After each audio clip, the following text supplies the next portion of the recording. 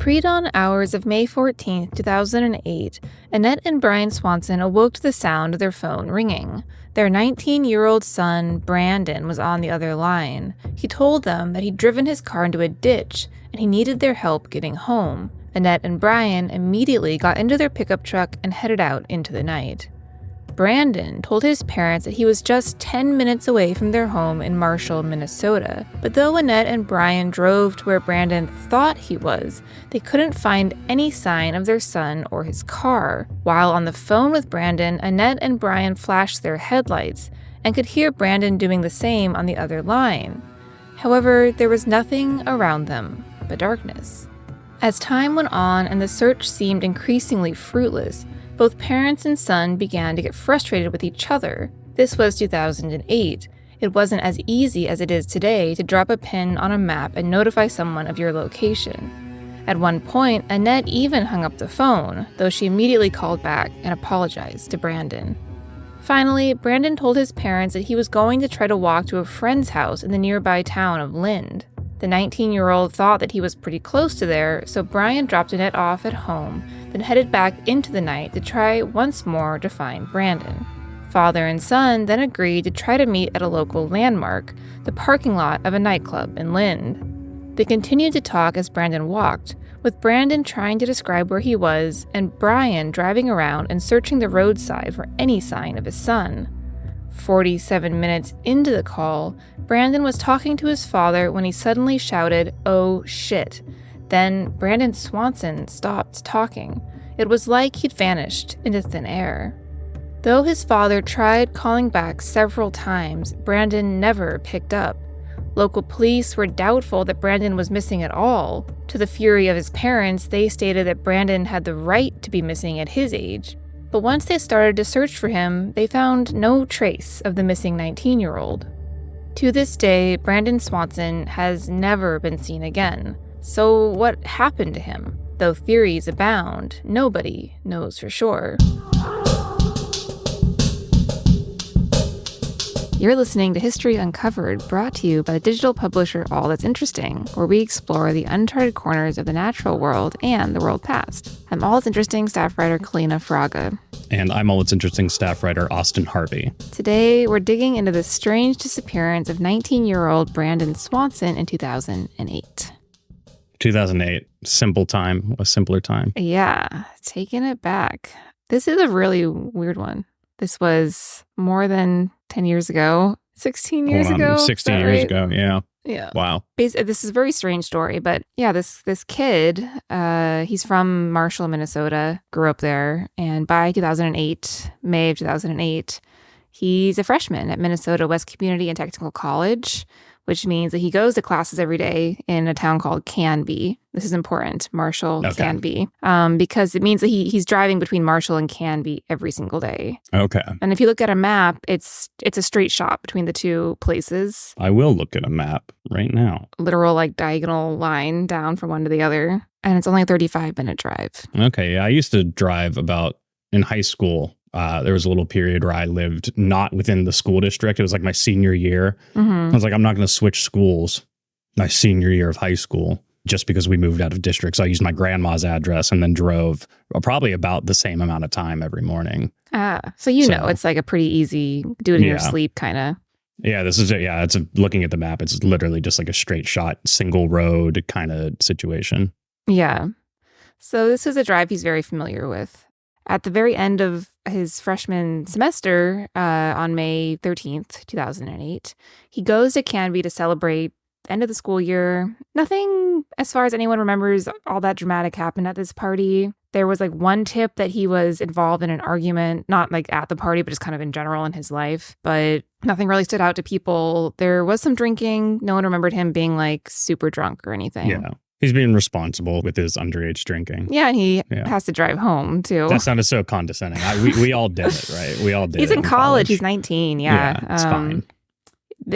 His friends, witnesses remember him having at least one shot of whiskey, but they didn't think he seemed intoxicated when he left. So he leaves around midnight, gets into his Chevrolet Lumina, and heads home like he normally does. For some reason, he doesn't drive down Minnesota State Highway 68 as he normally would. he takes back roads instead. And I mean, obviously, this was a decision he made in his mind that no one can know for sure now. It's possible he was concerned he'd be pulled over. Right. I mean, yeah, if he's pulled over for any reason on the highway and they do a breathalyzer, he has to blow 0.0 because he's underage. Otherwise, yeah. And I saw when I was researching this, I couldn't like confirm it, but people mentioned on like Reddit and stuff that he'd had like a DWI or something in the past, which could have made him like extra cautious. But I couldn't find any like really good sources about that. But yeah, so maybe he just wanted to avoid the police. But in any case, during the drive, he veers off the road and gets stuck in a ditch. I will say, so far, it's not sounding like he was super sober. No, probably not. You know, then again, like it's dark. These roads are unfamiliar. Yeah, no, things can happen for whatever reason, but... Yeah, but yeah, maybe not. Who knows? He's stuck. He thinks he's near Lind, the town of Lind, which is close to his home in Marshall, but he's actually much closer to a town called Taunton.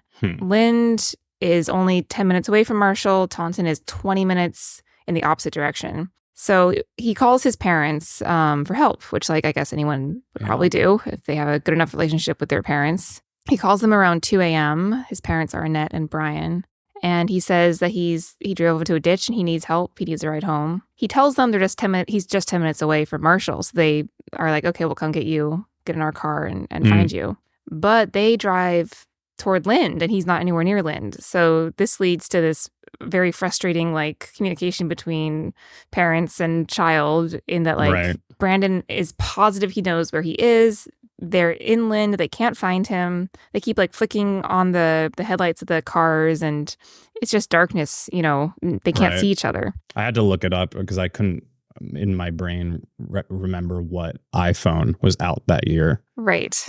The iPhone 3G. So, but again, 2008 was still in that period where like not every person had a smartphone. Right. Well, it only came out in 2007, right? The iPhone? I think so, yeah. I think so. It was kind of unclear if he had an iPhone, but he didn't have a phone anyway that we have like today where you can just drop a pin or something. Yeah. He could just kind of describe really where reliably, he was. like, check your location. Yeah, so exactly. if he thinks he's in a completely different town. Yeah, there's no way of them. They can't verify it. Yeah, so everyone's just getting really frustrated and there's no easy way to like figure out where he is. At one point, his mother even hangs up on him. Then she calls him back and I'm sorry for losing my temper. Da, da, da. So Brandon eventually says he's just going to try to walk to a friend's house in Lind, which remember, he's not anywhere near Lind, but he's going to try to do this. So his father decides to drop off his mother and Ed at home and continue looking for him. So father drives back out into the night and they're talking on the phone. And this phone call ultimately lasts like 47 minutes as Brandon is walking. He's trying to describe what he's seeing. At one point, he thinks he sees lights in the distance, which seems encouraging. And he and his father decide they have a new plan now. They're going to try to meet at the parking lot of a nightclub in Lind, which could be like a landmark. Right. But which again, not the town he's in. Not the town he's in. He's nowhere near there. As the phone call reaches the 47-minute mark, Brandon is talking to his father. He's complaining about how many fences he has to cross. And he suddenly says, oh shit, and then just goes quiet. Brian has to, I'm sure he was saying hello, hello, hello, but he has to hang up the phone and call him back. And no one answers. Yeah. Okay. I know we're not at the theorizing section yet. Not quite. But he's talking about having to cross a lot of fences. It's a lot of farm country. Okay. I wasn't sure if he was just like hopping through people's backyards or... No, it's all farm country around here. I see. Yeah. I mean, technically people's property. My immediately thought, was that someone saw him out on the property hopping the fences and whatnot. And this oh shit moment was like, maybe somebody shot him, thought he was like a trespasser, and then was like, ah, crap. Yeah. You would probably hear a gunshot, though. That was, yeah. But I mean, I don't know how far away far enough away. And in like the dead of night, though, I feel like it's a little bit strange. Yeah. It's, like I said, I know we're not at the theory part yet, but that was where my brain immediately went to, was like, oh, maybe somebody thought he was trespassing. And it's a good guess. And in which case somebody out there has a very guilty conscience and needs to fess up. handle that. Yeah. Well, anyway, so they can't get back in touch with him, and to them it feels like he just vanished, like literally into like thin air in the middle of a sentence. Yeah. So his parents call the police by 6:30, and the police, are a bit resistant because they say Brandon's 19. He has what they tell his mother is he has a right to be missing at 19. That's such a weird way to word that. Yeah, it's like they weren't really taking it seriously. Yeah. That he's just a kid. Yeah, I was going to say, I guess their thinking here is like, if you call and you're like, my 6-year-old's missing, I haven't seen them. They're like, oh my God, something happened to your kid. But if he's 19, it's like, we haven't heard from our son. It's like, maybe your son just hates you. Or he's at this party or ran to a friend or something. Less cause for alarm when you don't have like all the full context of this, where you're just like, oh, you haven't heard from your college kid in like a day, whatever. Right. Yeah. I still think it's the wrong approach, to be clear. Yeah. I can understand why maybe they were resistant, but Annette and Brian feel like they know their son. He called them for help. He was trying to get home, and they were right, because he's never seen, to date ever again. Wow. So the next afternoon, the police are like, okay, he seems like he is actually missing. Let's start the search. So then they quickly find his car near Taunton using cell phone data. So now they know, okay, he actually was nowhere near Lind. But this scene is not all that helpful. It just looks like a car in a ditch. His keys were not there, which, confirms he took them, started to walk, thinking he was walking toward Lind. The ground is gravel and grass, so it's not very easy to like look for footprints or anything. Mm-hmm. They bring in search dogs who lead them to the bank of the nearby Yellow Medicine River. This could be important because on the night he disappears, the river waters were high and moving very fast. So what's the theory there? I know that we have more to cover on that, but I guess what the idea is there, that he was walking, it was dark, he's hopping these like fences and farmland. Oh shit, falls into the river. Mm-hmm. Is that kind of generally what they were thinking here? I think this happens not like often, but like I feel like it happens frequently enough where like it's often like young men who are drunk, usually in cities, but they're crossing a bridge or something and they fall into a river and drown. So let's say Brandon was way like drunker than his friends were saying. He's wandering or just around. Generally a lightweight. Yeah, and he's only 5'6", like sure. He's like 19 years old. He's not on the smaller side. Yeah, so they know this about the river. They're like, okay, well that's interesting. But they search the area around the river, and even during a drought in 2021 when the river bank was like quite low, they didn't find anything. No body, no belongings. I mean, if it was moving that fast, it would have theoretically just carried him with it. Right? Yeah, I imagine maybe at some point you would find something even further down. Where does the Yellow Medicine River lead to? Great question. God, it's 107 miles long. Wow, that's a lot of search. I mean, that's pretty big. It flows into the Minnesota River and Upper Sioux Agency State Park. So it's possible he could have been taken pretty far if he did fall into the river. And if it was moving that fast. Right. So I don't know, guys. Maybe check the Upper Sioux Agency State Park. Look around there too. Well, so his mother doesn't believe this river theory. Okay. Because there's a search dog who led them to the river. The dog jumped into the river, which is why they were like, oh, maybe this is what happened. But then the dog jumped back out of the river and seemed to want to go towards like an abandoned farm nearby. So that's kind of her feeling about it. But this is another complication in the case because there are a lot of farms nearby, which the police have not been able to search since he disappeared because the farmers don't want them on their land for like a lot of different reasons. It's like, they think that they lack probable cause to search their land. Mm-hmm. They feel they can search their land themselves, and any investigation on their land would impact like planting and harvest, and they just like don't want to give up the profits of that. That is really suspicious though. Yeah, really I don't know suspicious. why you would refuse. I mean, I guess if it's like dogs digging up maybe there'd be something there, but a lot of farmers have agreed that they can do this, but some farmers are like, we don't want you on our land for these reasons.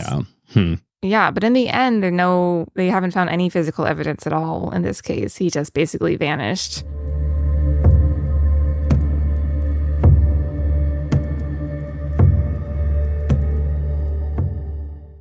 Now, other theory. They looked down into the water. Mm-hmm. Have they looked up into space? Alien abduction. Farmland, alien abduction. I don't think they have. You should push that. It's a possibility. It's a possibility. Well, the other theories about it are that he disappeared on purpose, orchestrated his own disappearance. His parents don't believe this. You know, he called them for help and he was trying to get home. Yeah, I think that's a little fringe of a thought there. It'd be pretty over the top to do that. He might have had a mental breakdown of sorts. Parents say he has no history of mental illness. He seemed lucid on the phone. So that doesn't seem all that possible either. It's possible that foul play is involved somehow. The police haven't ruled that out. Right. And one sheriff said the only thing would have been if someone was in the shadows and they got him that way. I can't say there wasn't someone else there, but I can't find evidence of it. So it's kind of like it's kind of like you're getting shot on the farm theory. It's like, yeah, he was walking in the dark on someone's property. It's possible. Right. I don't like the way the police are wording that there. It sounds like they're thinking like, oh, you know, someone was following him. But it's like 2 in the morning and kind of like in the middle of nowhere, farmland, like rural county. Yeah, it's like how every horror movie starts. I mean, that's fair. Yeah. But it's not really like prime serial killer county kind of deal. Like, I don't know. I mean, it could be someone just driving by and they're like, feel like doing a murder today. Yeah, right. Yeah. But then like there is the like don't search our farms kind of thing. Like, I don't know. I'm still holding on to maybe a farmer saw him, got spooked. Maybe. Shot him and was like, oh shit, can't tell anyone about this ever. Right. Yeah.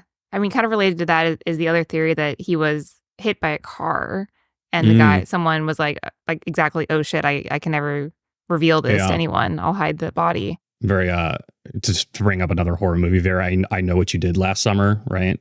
Did you ever see that one? No. It's literally like that premise. It's like a group of teenagers are in a car. They hit somebody. That person dies. And they're like, guys, we can't tell anybody about this. And then on the year anniversary of it or whatever, maybe I could be getting the timeline wrong. But basically some supernatural shenanigans happens and it comes back to bite them. Well, yeah, that is exactly what could have happened here, I suppose. Without the supernatural element, of course. Without that, yeah. Yeah. Yeah. I guess finally then, it's kind of this river theory. It's a river theory / that he fell into like an unmarked well, of which there are, I guess, quite a lot in this area on farms. Sounds safe. It does seem to me that like you would notice if there was a body in a well. Like, wouldn't that change maybe the taste of water or the color, or even if you were just using it for animals or crops? I don't know. Right. But, you know, once again, they haven't found any clothing or belongings. There's no body. Investigators think if he, I guess, had fallen into a well or a cistern, these cadaver dogs would have like picked up something after a few weeks in this as they search the area. Although, you know, they're not able to search like every area. Yeah, I guess this theory to me kind of rings with a bit of truth just because of what he said about the fences. And if he's like jumping over a fence and he can't see, it's so dark. I mean, farmland, there's no lights or anything. He could have jumped right into a well. Yeah. I just out of curiosity, I wanted to check what people on the Beacon of Truth Reddit were saying. What's that? No, sorry. I thought you meant that was like a subreddit called Beacon I realized the way I phrased that. No, I was just referring sarcastically to Reddit as a beacon of truth. Got it. But because I know there's a lot of like, you know, people theorize on, this is on the r/mystery subreddit. A lot of people are saying they think he fell into the river. One person said maybe he actually didn't drown in it, but got out and maybe succumbed to hypothermia and like died in some unsearched field or something like that. Possibly. I don't know how deep these wells are. It feels like once you fall in, it would be pretty hard to get out. But I guess if he fell in and he did get out and his phone was destroyed, he wouldn't be able to call for help or anything. Yeah. Yeah. And May in Minnesota could probably still be kind of cold at night. And a lot of people are suggesting too that like he was definitely drunker than it seemed. Which, you know, I mean, I when I was underage and drinking, I had phone calls with my mom where she certainly had no idea that I was drunk. Right. You don't always just immediately start slurring your words. Right. And especially if the police are involved and it's your friend, you might be like, Yeah. you don't want them to think badly of him or anything. So Right. And there's also like I know he called his parents because he thought he was somewhere else, and he was like, "Can you guys just come pick me up?" But when you crash your car, you also call the police or like a tow or something. I think not if you're a kid though. And Like that's you're like, true. I'm just getting my parents to come help me. I don't think he would call the police. Yeah. But I do think it's weird that he didn't know where he was. Like he thought he was so much further closer to home than he actually was. He had kind of like lost track of time, or maybe these back roads were like really confusing or something. Yeah. Right.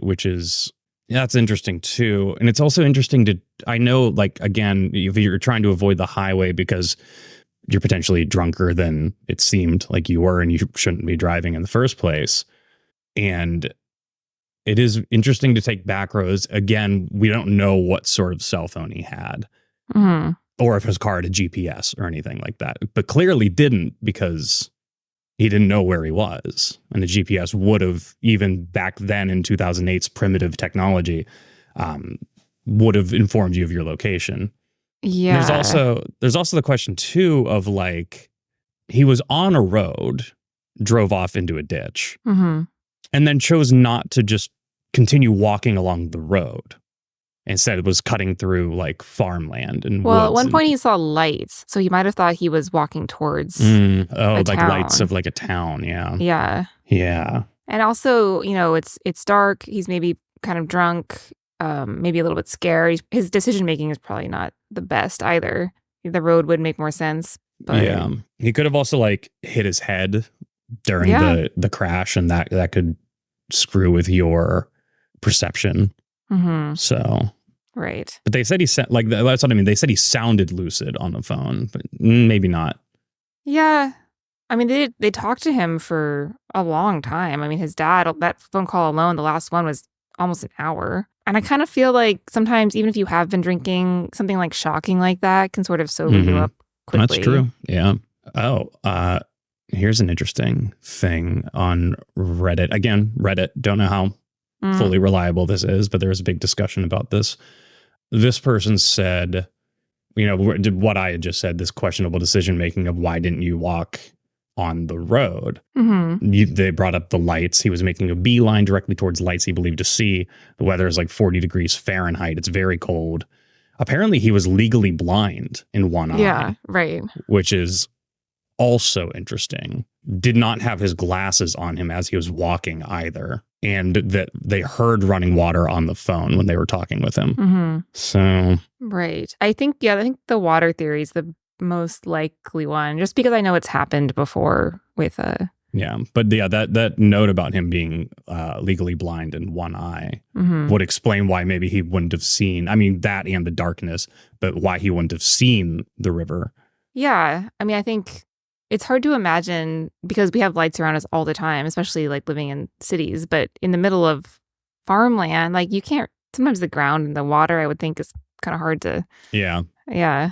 I mean, yeah. If you've ever been on the ocean or like on a lake at night, and you look out and you can't tell where the sky ends and the water begins and things right. blur. And it's moving fast. You might have kind of like stumbled in, like been knocked down and then wasn't able to get back up. Right. Yeah. Though apparently another cadaver dog did pick up his scent on a piece of farm equipment. Yet Suspicious. They weren't able to search it. They weren't able to get a warrant. And then that farmer was one of the ones who was like, nope. The thing is, like, that could be something or nothing, because he could be like walking, just like touching things as he's going or something. Or it could be like a farmer like threw him against farm equipment or something horrible. But sure, yeah. But it's a little suspicious still, though. I agree that it's very strange that these farmers don't want their property searched. And I guess I can understand, like, on some level their resistance, but also like this, someone's like missing, and yeah, have a little bit of the search empathy, would not guys. like take, I can't imagine like that long. Maybe they have other things on the farm they don't want the police to find. Like, yeah. And we're also like, it's just having some dogs sniff around your property. It's not like we're like shutting the whole thing down, digging up all the crops, kind of. I mean, they might have to dig things up. Sure, but like I can't imagine it's going to cause that much damage. I don't know. But I'm not a farmer, so right. Yeah. I don't know. Yeah, his parents, I found one sort of recent-ish article, and like for them, this is still obviously very painful and everything, but their Mhm. kind of reaction to it was to push for a law for the police to be more responsive when it's an adult who's missing. And so they did pass Brandon's Law in 2009, which requires police to immediately start a missing persons case when someone is reported missing, no matter how old they are. Yeah, that's probably good. I think probably so. Yeah. Yeah. If it was hypothermia or something, maybe they could have found him, or I don't know. Right. Yeah. I mean, if the river's dragging him that far along, if we're going to go with that theory, yeah, maybe a couple hours could have made a big difference. Yeah. So Man, that's a scary situation for the parents to be into. That is really, that's upsetting. it's a really weird one because we obviously cover a lot of missing person cases on the site, and they're all strange in their own ways. But like this one, to be like speaking to someone and then have them just stop talking, that's pretty weird and horrible. And that's got to like, I don't know. There's something it's just like really heartbreaking about that. Yeah, because you're so close to them, you know. And you're talking to them the moment that they disappear, basically. Yeah, and it must have felt like, okay, we're finally gonna have this plan. We're meeting at this parking lot. This is all gonna be over. And then it just becomes this whole other thing. It's like I feel like it would like defy belief that this would happen, and so suddenly, and just to not be able to find someone like after that. Yeah, literally gone in an instant. Yeah. I mean, before we started recording, we were talking about other missing person episodes we've done, and are you going to bring up what is it, Maura Murray? Murray, yeah. Because it's only similar in the way that she was acting suspicious in some ways before she vanished, but she crashed her car and then disappeared. And one theory was like, oh, maybe someone like came to like help in big quotes and then actually abducted her. And I guess in that way, this is like sort of similar to that, but it's just like the phone call adds another layer to, because like Maura Murray was like maybe trying to escape something, and Brandon Swanson was like trying to get home, it seems. Right. So. Yeah. Wow. Yeah. Definitely a weird one, and you know, there's so little evidence, and there haven't really been any like developments or anything since this happened. Yeah, I mean, it's kind of hard for there to be evidence when the car is there where it was. And then the rest of everything with him was with him, wherever that may be. Right. Yeah.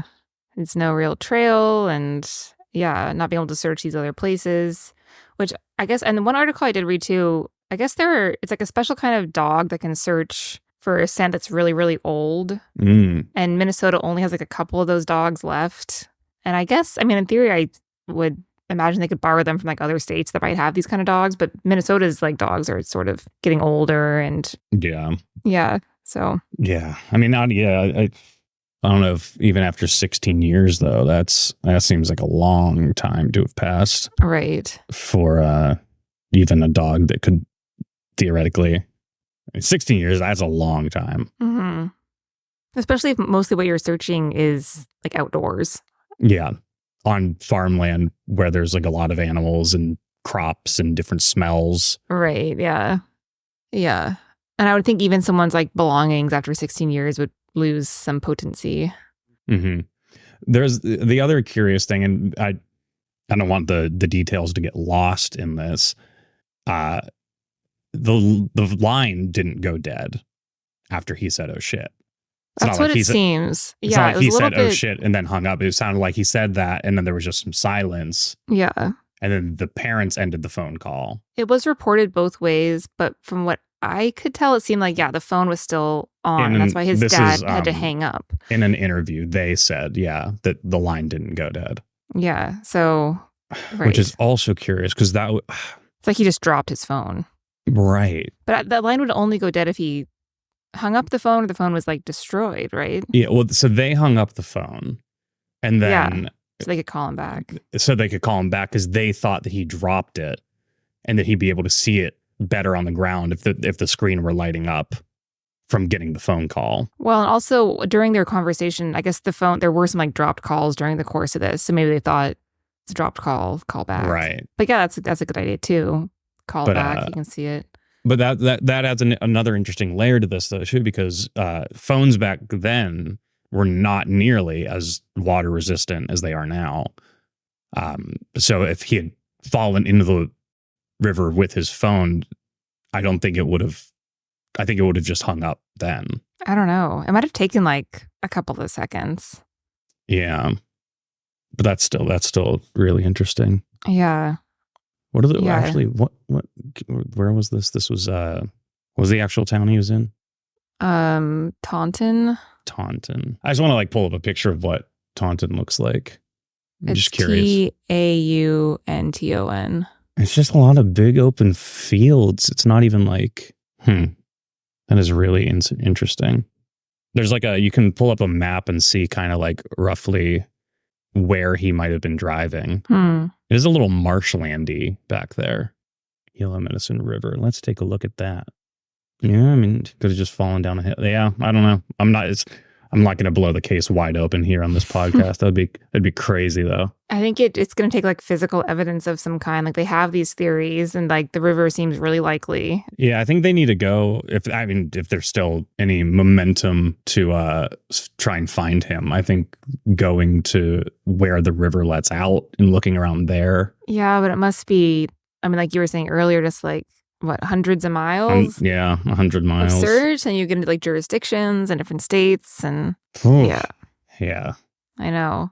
And missing person cases are always so weird, but like the ones where just like there's just no explanation are so eerie. Mm-hmm. Yeah, for sure. Well, that's not. I was like, I went to look up some of the most bizarre missing persons cases just out of curiosity, and Britannica was the first result, and it was like Edward V of England, the lost colony of Roanoke, and I was like, well, not quite what I had in mind there. I don't know if we consider the lost colony of Roanoke a missing persons case. Missing people, I guess technically. Many missing persons, yeah, I suppose, but yeah, not exactly what I had in mind here. There's Asha Degree. Oh, there was just an update in that case. Oh, really? Yeah, they found like a backpack or something. Oh, that's interesting. Oh yeah, wow! That's a very recent update. Yeah, it was like September 19th. The Charlotte Observer reports police say North Carolina girl Asha Degree was killed. Suspects identified in court records. Interesting. Yeah, that case I'm not super familiar with, but as far as I know, she left her house. Yeah, she was only 9. She was only 9 years old. So it's not really known like why but like that's why this Brandon Swanson case is so weird, because he was trying to get back to, he wasn't running away. He wasn't meeting someone. He was just trying to get home, and this happened, which makes it feel like it's probably, something like a river or a cistern. It could be the hit and run thing too. I think that's not impossible. Yeah, I guess because there's no exact way to know like where he was when he was on the phone. Though it doesn't sound, but like I said, it doesn't sound like he was walking along a road. If he was kind of climbing through fences and stuff. Right. But those well, never mind. Those old like country roads are kind of like, it could have been a combination. Yeah, that's true. It's a scary world out there. It is. It feels like often, in New York, I often think like it'd be so easy to disappear in this city, but like he's in the middle of nowhere, which kind of makes it even not like the middle. I know there's like people there and everything. Right. I sound like a city snob, but yeah, just like he's just alone in like a field and vanishes. It's very strange. Yeah. I mean, even I live in the just outside of Pittsburgh, but even around here, there are those like big patches of farmland where it's like, ooh, geez. Now, luckily, none of our 3 rivers really run through the farmland. They all kind of, converge around the city. But yeah, I mean, it gets dark in those areas. There's not a lot of streetlights, and there are cases too, like where someone is missing, and then like 50 years later, someone on Google Earth notices a car in like a lake, and like that's happened. I don't know, like 5 times. I feel like maybe less than that, but a couple of times. It's tricky though because his car was not with him. Right. But just like it's possible that things in the water are just they just vanish. Yeah, I mean, yeah, that's true. I don't know how water like decomposes the body either. I would imagine pretty effectively, especially a river, because you're moving. So like as your body, it must like you would fall apart and Yeah. So yeah, it's curious like if they could even find anything of him left at this point.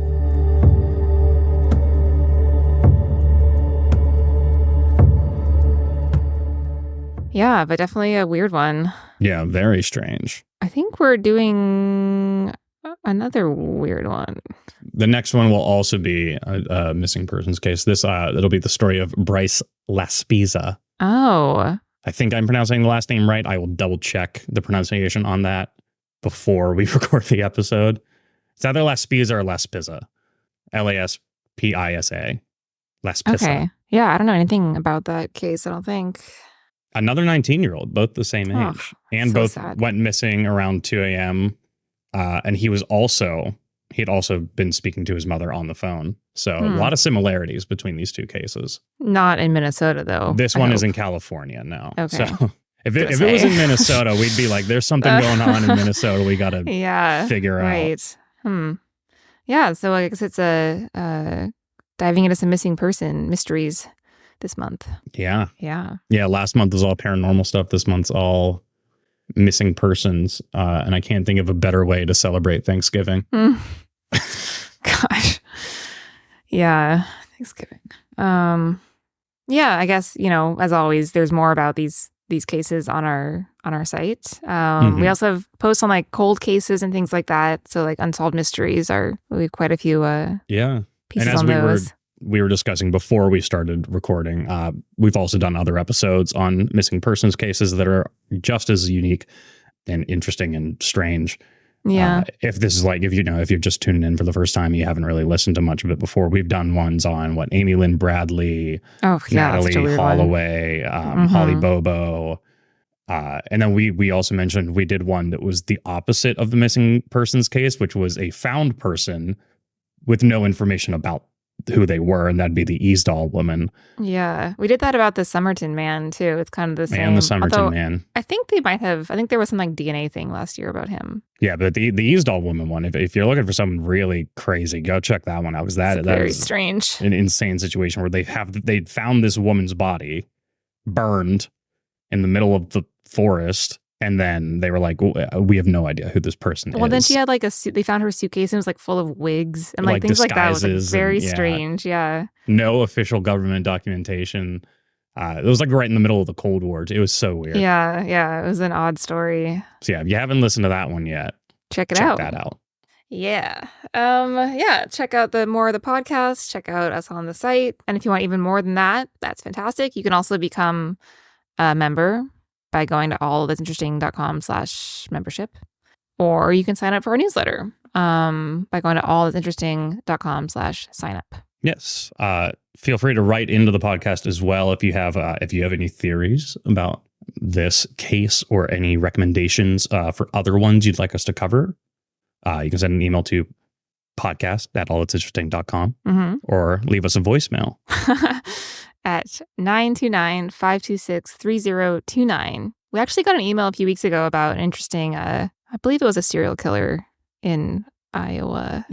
That's right. Yeah, and we did. It was someone we haven't covered on the site, but we were all like, oh, this sounds interesting.